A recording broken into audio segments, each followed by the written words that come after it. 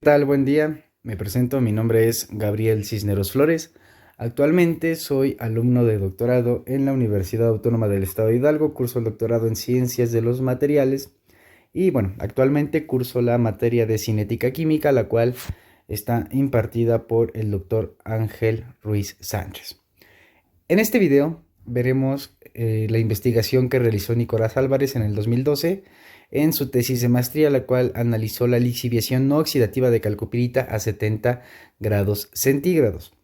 El alcance que tendrá el presente video, nosotros tocaremos temas como identificar el reactivo limitante, también veremos cómo calcular la entalpía de reacción, la energía libre de Gibbs, vamos a usar la ley de Van Hoff para calcular la constante de equilibrio a una temperatura dada.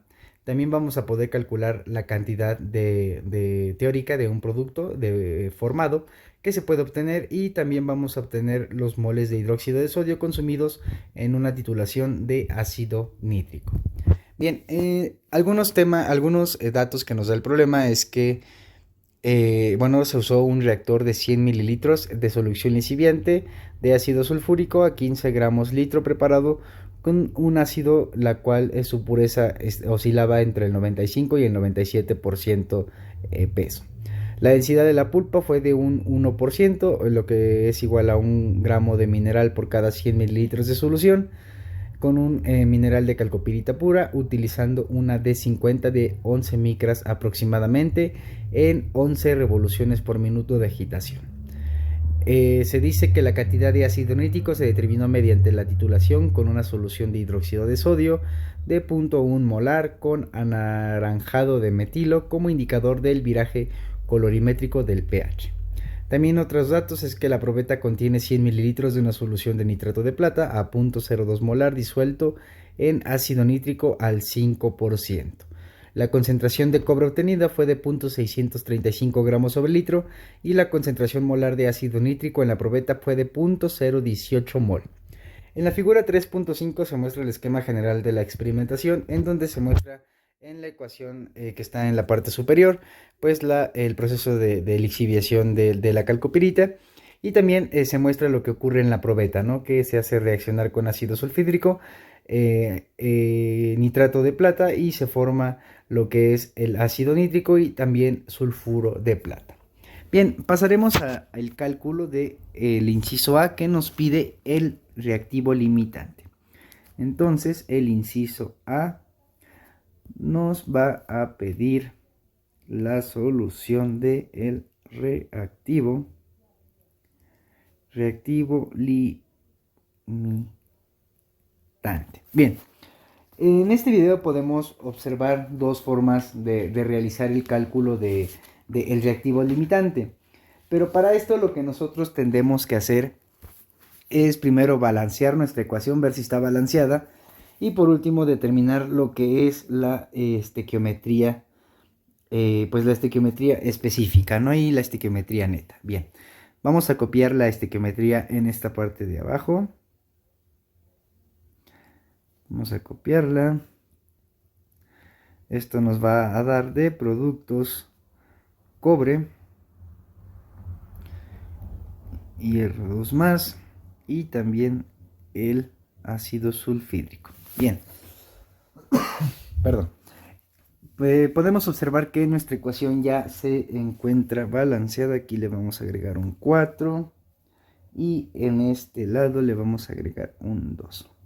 Bien, confirmamos que nuestra ecuación está balanceada, pero hay que tener en cuenta que esta estequiometría es mi estequiometría neta.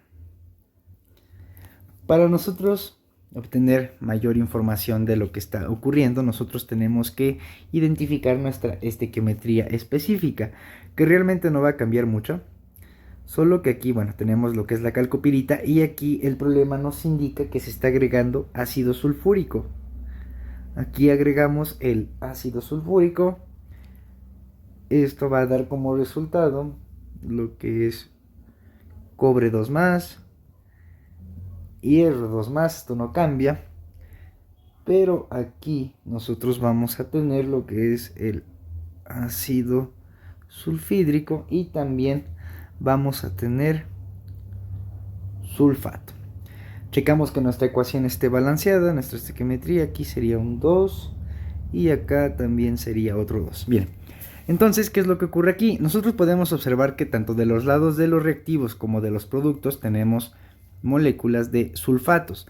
Estos sulfatos entonces se pueden ir, nosotros tenemos aquí 2 moléculas de sulfato de este lado y otras 2 moléculas de sulfato de este lado. Al simplificar esta estequiometría, nosotros obtenemos lo que es la estequiometría específica, que es la que nos presentan en el análisis del problema. Bien, sabiendo esto, ahora sí nosotros vamos a calcular nuestro reactivo limitante.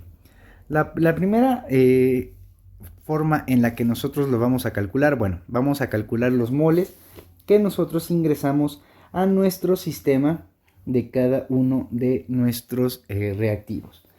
Entonces, primero calculamos los moles ingresados al sistema de la calcopirita. Esto es igual, nosotros dice que ingresamos 1 gramo y esto lo dividimos entre el peso molecular de la calcopirita, que es 183.51 gramos. Esto va a dar 5.45 por 10 a la menos 3 mol de calcopirita. Por otro lado, tenemos que calcular también los moles ingresados del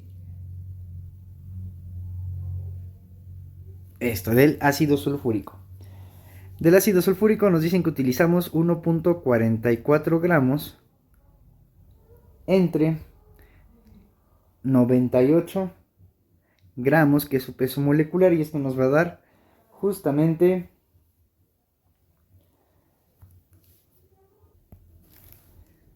0.0146 mol. Pero bien, ¿de dónde salen este 1.44 gramos que yo estoy ingresando a mi sistema? Si nosotros revisamos la información que nos da el problema, nos indica que estamos utilizando una solución lixiviante, justo en esta parte, de ácido sulfúrico de 15 gramos litro.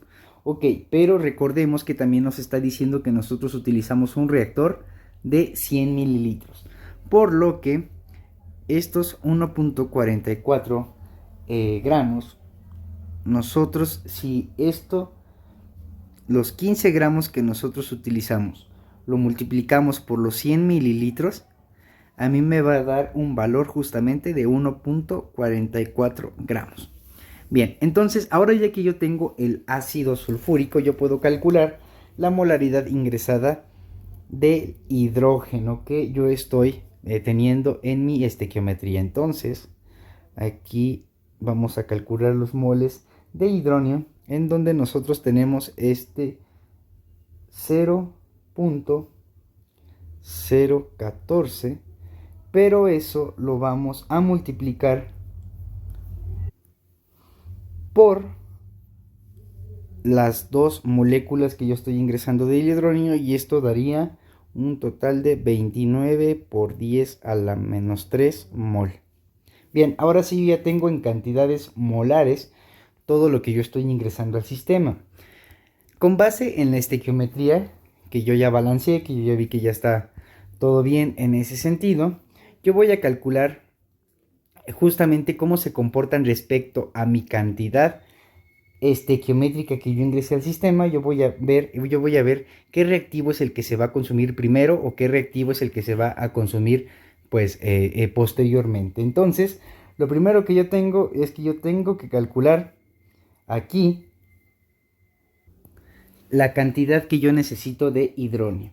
¿Esto cómo yo lo puedo calcular? Ok, yo sé que yo metí 5.45 por 10 a la menos 3 mol de calcopirita. Eso fue lo que yo ingresé al sistema. Si eso yo reviso mi estequiometría, me voy a dar cuenta que esta cantidad que yo ingresé estequiométricamente me va a alcanzar para que reaccione con 4 moles de hidrógeno. Justo este 4 que está en mi estequiometría. Entonces eso, yo como voy a cancelar, yo como quiero saber cuántos moles yo requiero de hidrógeno en esta parte de mi sistema, yo tengo que cancelar la calcopirita. Entonces aquí checo mi estequiometría y veo que yo ingresé aquí estequiométricamente 1 mol de calcopirita. Bien, aquí al hacer yo esta operación, los moles de calcopirita con los moles de calcopirita se van a ir y solamente realizo la multiplicación de 5.45 por 10 a la menos 3 por 4, y bueno, aquí ya no hay necesidad de dividir entre 1, daría el mismo valor, pero esto me daría 22.16 por 10 a la menos 3 mol de hidrógeno. Bien, ¿qué es lo que me está indicando esto? Para que yo pueda cumplir el proceso que yo planteé en mi estequiometría, yo necesito en mi sistema 22.16 por 10 a la menos 3 mol de hidrógeno. ¿Vale? Esa es la cantidad que yo necesito en mi sistema. Pero aquí yo me puedo observar que yo no metí 22.16, yo metí 29 por 10 a la menos 3 mol. Como pueden observar, yo metí mucho más de lo que yo necesito para que se lleve a cabo dicha reacción, por lo que se podría indicar que mi reactivo en exceso es el hidrógeno. Por lo tanto, el reactivo limitante será la calcopirita. Aquí en este análisis se puede hacer con cualquiera de los reactivos que yo tenga. Yo empecé aquí poniendo lo que es la calcopirita en esta parte de la ecuación, pero se puede empezar con el hidrógeno sin ningún problema. En este caso, si yo empezara con el hidrógeno, pues me debería de salir que mi reactivo limitante, aquí me va a salir una menor cantidad, de calcopirita, y esto me indica, de la que yo ingresé al sistema, y eso me indicaría que pues dicho reactivo, sería el reactivo limitante. Esta es una forma de calcularlo, pero también nosotros podemos calcularlo de otra manera. Supongamos que esta es la opción 1. Opción 1. Vayamos a ver ahora la opción 2. Bien, en la opción 2 nosotros podemos, más bien lo que nosotros tenemos que hacer primero es sacar la relación de entre lo que yo metí al sistema, por ejemplo de calcopirita, entre lo que a mí me está indicando, entre mi coeficiente estequiométrico que a mí me está indicando mi estequiometría. En este caso yo ingresé 5.45 por 10 a la menos 3 mol de calcopirita, y en mi estequiometría me está indicando que yo tengo 1 mol. Esto, al hacer dicha operación, pues me va a dar justamente el mismo valor, ¿no? 5.45 por 10 a la menos 3 Este sería mi primer valor. Ahora yo tengo que calcular con mi otro reactivo, justamente hacer lo mismo. ¿Cuánto yo ingresé de hidrógeno al sistema? ¿Cuántos moles yo ingresé de hidrógeno? Entre el número de estequiométrico de el hidrógeno. Entonces aquí yo sé que ingresé 29.2 por 10 a la menos 3 mol. Y en mi estequiometría me está indicando que esto es a 4 mol. Yo al hacer esta operación me doy cuenta que me da 7.3 por 10 a la menos 3. ¿Cuál es el siguiente paso? Solamente realizar una comparativa y podemos observar que este es mi número menor. 5.45 es menor que 7.3, ambos elevados a la potencia de menos 3. Entonces este, como es el valor más pequeño, va a ser mi reactivo limitante. Y como pueden observar, pues en ambos procedimientos el resultado es el mismo. Entonces se puede concluir que mi reactivo limitante es la calcopirita. Bien, entonces el primer inciso ya está resuelto. Mi reactivo limitante es la calcopirita. Vamos con el inciso B. Si nosotros regresamos al problema, nos podemos percatar de que el inciso B pide la entalpía de reacción. Número B es entalpía de reacción. Bien, en la entalpía de reacción nosotros podremos recordar, si nos vamos a la un poquito a la teoría de cómo se calcula esta parte, nosotros tenemos que la fórmula para calcular la entalpía de reacción es igual a la sumatoria desde I igual a 1 hasta N de VI por la entalpía de I. Esto lo voy a restar con la sumatoria desde I igual a 0 hasta N de VI nuevamente por la entalpía. Solo que recordemos que esta parte de la ecuación va a ser para productos y esta parte de la ecuación va a ser para reactivos. Bien, aquí también en la tesis ya nos daban ciertos datos de la entalpía de las especies, las cuales las voy a escribir en esta parte de abajo. Todas las entalpías que yo escriba van a estar dadas en kilojoules sobre mol, ¿vale? Entonces ya nos dicen que la entalpía de reacción de la calcopirita es igual a menos 176.33, también que la entalpía del hierro 2+ es igual a menos 89.10, de igual manera que el ácido sulfídrico, su entalpía va a ser igual a menos 39.70, de igual manera que la entalpía de cobre 2+ es igual a 64.77, y finalmente pues la entalpía del hidrógeno, esta es igual a 0. Bien, si nosotros sustituimos la fórmula que les escribí en la parte de arriba, entonces nos quedaría primero la entalpía por los coeficientes estequiométricos que me arrojan en la estequiometría. Entonces, primeramente son de los productos. En los productos yo tengo, aquí está mi estequiometría, 1 mol de cobre 2+, 1 mol de hierro 2+ y 2 de ácido sulfídrico. Entonces, ¿cómo quedaría esta parte? Tengo 1 mol de cobre 2+, el cobre 2+ tiene una entalpía de 64.77 más 1 mol de hierro 2+, que es menos 89.10.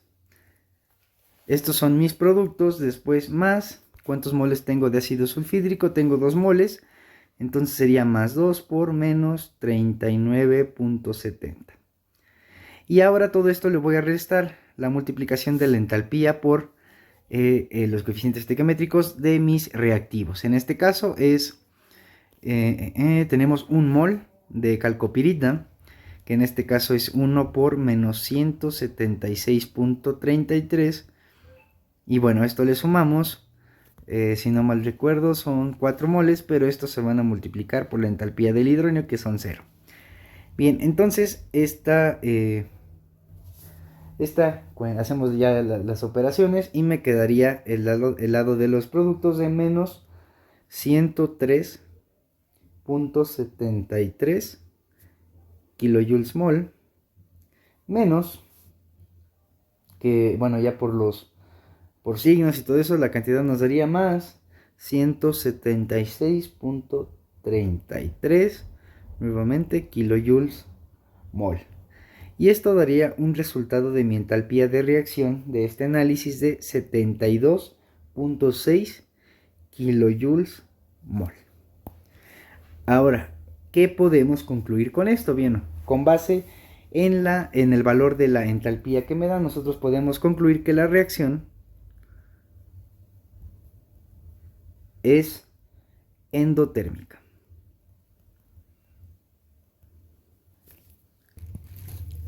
El inciso C lo que nos pide es calcular la energía libre de Gibbs.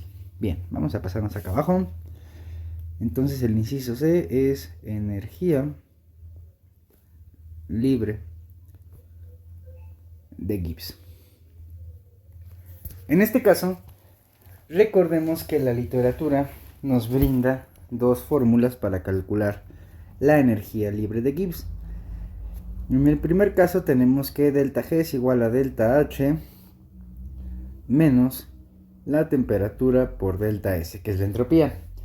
Por otro lado, en la otra fórmula tenemos que delta G es igual a menos la constante de los gases por la temperatura, por el logaritmo de mi constante de equilibrio.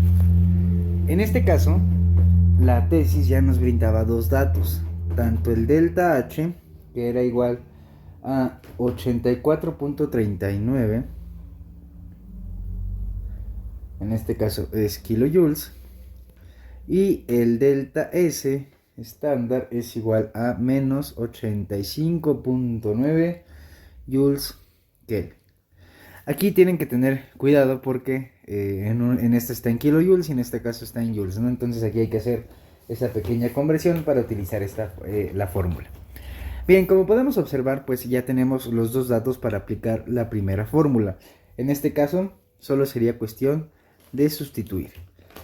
Primeramente, mi delta G me dice que sería igual a mi delta H, que es de 84.39 kilojoules menos menos 85.9 joules Kelvin, los cuales se van a multiplicar por mi temperatura, que estoy trabajando a 298.15 Kelvin. Kelvin con Kelvin se va a ir, y aquí, bueno, en la fórmula la puse como kilojoules, pero cuando lo metan a su calculadora, lo meten o hacen la conversión a joules. En este caso, me daría nada más y nada menos que 110 ya convertidos a kilojoules sobre mol. Y este sería el resultado de mi inciso C. Ahora bien, ¿qué es lo que podemos hacer extra aquí? Nosotros podemos calcular la constante de equilibrio utilizando la segunda fórmula, por lo que la constante de equilibrio quedaría como, ya despejándola, logaritmo de K en el equilibrio va a ser igual a mi delta G, que ya lo acabamos de calcular, sobre menos R por T. Si nosotros sustituimos la fórmula, me daría un valor de 110.000. En este caso sería joule mol entre menos 8.314 joules mol Kelvin por 298.15. Esto me daría un valor de mi constante de equilibrio, de mi logaritmo de la constante de equilibrio de menos 44.375. Para nosotros poder calcular la constante de equilibrio, lo que hay que hacer es aplicarle el exponencial a ambos lados. En este caso quedaría K del equilibrio de el exponencial de menos 44.375, y en este caso me daría un valor de mi constante de equilibrio de 5.3 por 10 a la menos 20. Y este sería mi resultado tanto de mi energía libre de Gibbs como de mi constante de equilibrio. Bien, ahora el inciso D lo que nos pide es calcular una constante de equilibrio a 70 grados centígrados usando la ley de Van Hoff. Recordemos que pues esta constante de equilibrio nosotros la estamos calculando a condiciones estándar. ¿Qué pasaría si a mí, como es en este caso, me están cambiando la temperatura que yo debo de usar? Bien, para esto me sirve la ley de Van Hoff. Este es el inciso D. Vamos a escribir primeramente la fórmula. La ley de Van Hoff me dice que el logaritmo de mi constante de K a mi temperatura 2 menos el logaritmo, aquí me disculpa, menos de mi KT2 aquí, menos el logaritmo de mi constante de K en la temperatura 1.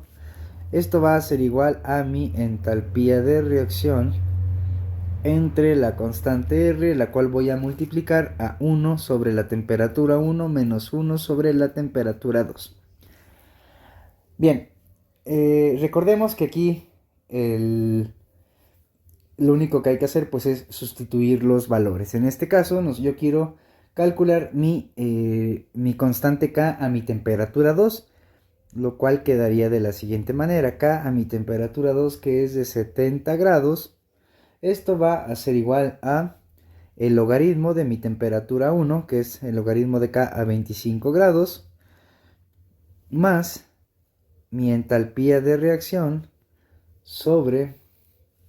Bueno, aquí ya vamos a escribir el valor de la entalpía. Ay, borré aquí, denme un momentito. Vamos a hacer un poquito más grande, más pequeño la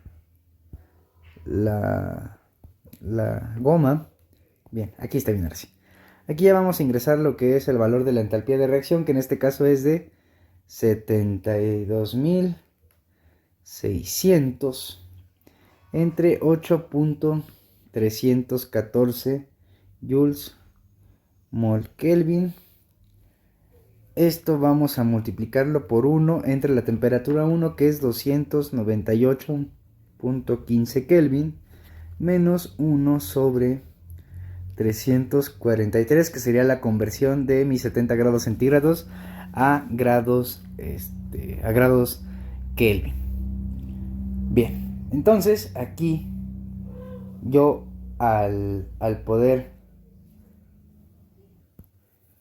hacer todas las cuentitas, me queda que el logaritmo de K a 70 grados va a ser igual a menos 40.53. Si nosotros aplicamos nuevamente aquí la exponencial, me quedaría que K de 70 grados va a ser igual a la exponencial del valor que calculamos anteriormente, que es menos 40.53. Y finalmente mi constante de K a 70 grados centígrados me daría un valor de 2.49 por 10 a la menos 18. Y de esta forma es como nosotros podemos calcular la constante de equilibrio a una temperatura que no sea las condiciones estándar, utilizando la ley de Van Hoff. Por último, en el inciso E, lo que nos pide el problema es calcular la cantidad teórica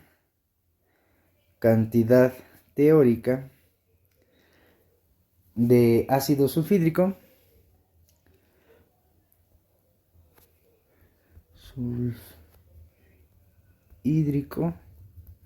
que se puede obtener, ¿no? Obtenida. Bien, aquí los datos que nos da el problema es que nosotros obtuvimos una concentración de cobre de 0.635 gramos sobre litro, y también que nosotros estábamos utilizando, bueno, ácido sulfhídrico al 5%, que también nos daba aquí, si no mal recuerdo, otro dato en la parte de arriba del problema. También se utiliza una concentración molar de ácido nítrico de 0.018 moles sobre litro. Bien, entonces vamos a anotar estos dos datos.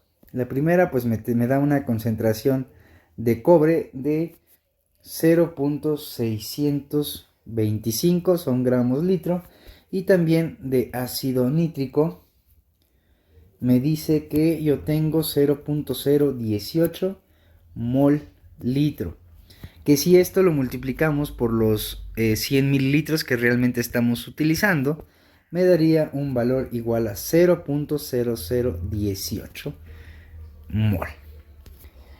Bien, entonces aquí lo que yo primero tengo que hacer es convertir a moles lo que yo tengo de cobre, que en este caso es 0.01 mol sobre litro, que es lo que yo estoy utilizando, pero nuevamente recordamos que no estamos utilizando el litro completo, no solamente son 100 mililitros. Y esto sería igual a 0.001 moles de entre cada 100 mililitros. Por lo tanto, si nosotros podemos observar, aquí nos dice que justamente era dicha concentración que nosotros estábamos utilizando, tanto de calcopirita como de cobre. Entonces, esto me quiere decir que la cantidad molar de cobre que yo ingresé al sistema va a ser igual a la cantidad de calcopirita que yo tenía en el sistema. Esto va a ser igual a 0.01 mol. Entonces nuevamente lo que yo tengo que realizar pues es el qué tanto avanzó, qué tanto hubo de avance en mi estequiometría. Nuevamente yo sé que ingresé 0.001 mol de calcopirita, en la cual si yo me voy a estequiometría, mi estequiometría me dice que yo tenía que tener 2 mol de ácido sulfhídrico. Como yo quiero cancelar los moles de calcopirita, acá abajo reviso mi estequiometría y me doy cuenta que también tiene un mol en la estequiometría de calcopirita. Aquí moles con moles de calcopirita se van a ir. Y al realizar esta operación me dice que tengo 0.002 mol de ácido sulfhídrico.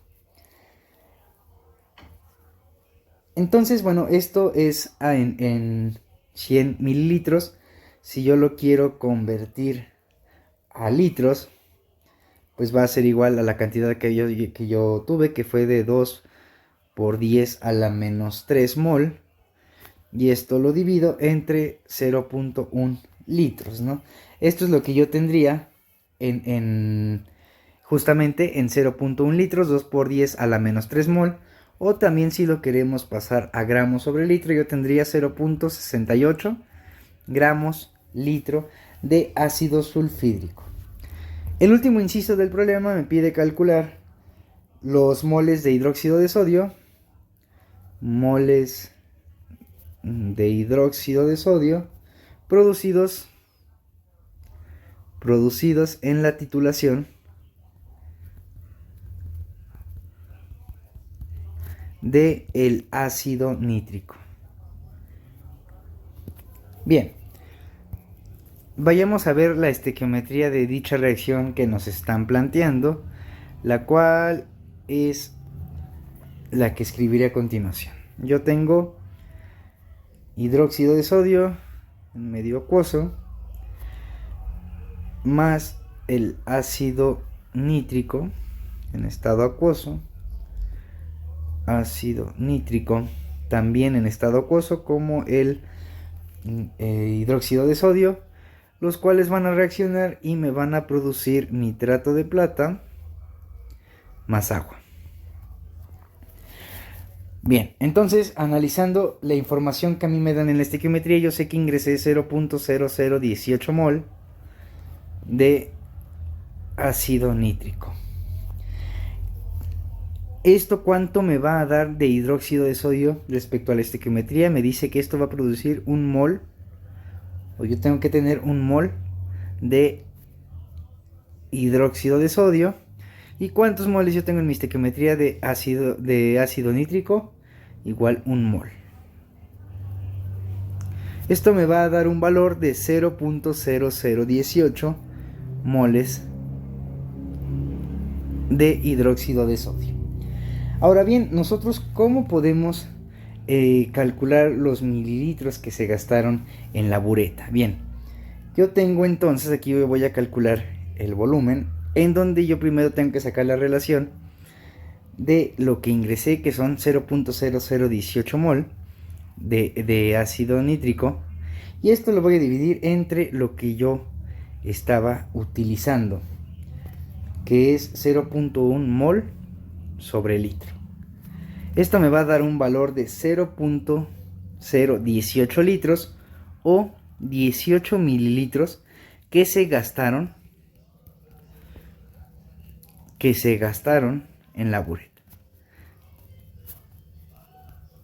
Pero respondiendo a la pregunta del inciso, me dicen que cuántos moles producidos en la titulación de hidróxido de sodio.